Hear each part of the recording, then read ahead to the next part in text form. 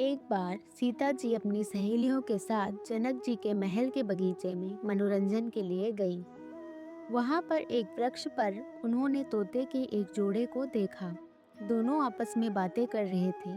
एक ने कहा कि अयोध्या में एक सुंदर और प्रतापी कुमार है जिनका नाम श्री राम है। उनसे सीता जी का विवाह होगा। श्री राम 11,000 वर्षों तक इस धरती पर राज्य करेंगे और सीता और राम दोनों एक दूसरे के जीवन साथी की तरह इस धरती पर सुख से जीवन बिताएंगे।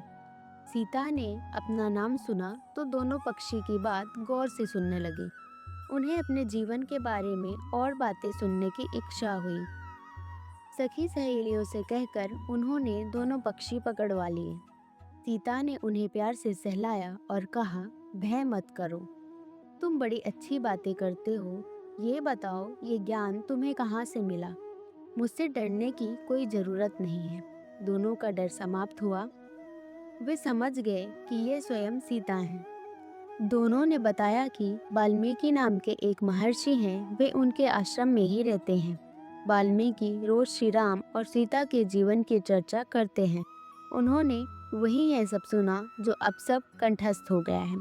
सीता ने और पूछा तो तोते ने कहा, दशरथ पुत्र श्री राम शिव धनुष भंग करेंगे और सीता उन्हें पति के रूप में स्वीकार करेंगी। तीनों लोकों में यह अद्भुत जोड़ी बनेगी। सीता पूछती जाती और तोता उसका उत्तर देते जाते। दोनों थक गए। उन्होंने सीता से कहा, यह कथा बहुत विस्तृत है, कई माह लगेंगे सुनाने में। दोनों उड़ने को तैयार हुए। यह देख सीता ने कहा, तुमने मेरे भावी पति के बारे में बताया। उनके बारे में बड़ी जिज्ञासा हुई। जब तक श्री राम आकर मेरा वरण नहीं करते, मेरे महल में तुम आराम से रहकर सुख भोगोगे। तोती ने कहा, देवी, हम वन के प्राणी हैं, पेड़ों पर रहते हैं, सर्वत्र विचरते हैं। मैं गर्भवती हूँ, मुझे घोंसले में जाकर अपने बच्चों को जन्म देना है। सीता जी नहीं मानी।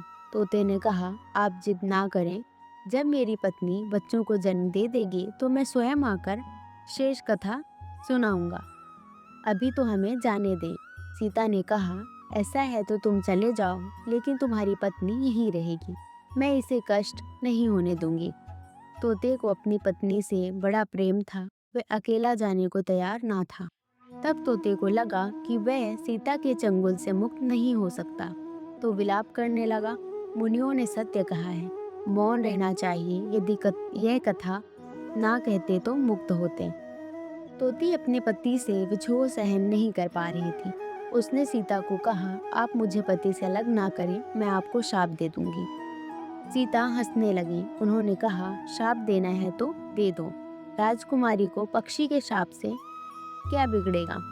तोती ने शाप दिया, एक गर्भवती को जिस तरह तुम उसके पति से दूर कर रही हो, उसी तरह तुम जब गर्भवती रहोगी तो तुम्हें पति का विछोह सहन करना पड़ेगा।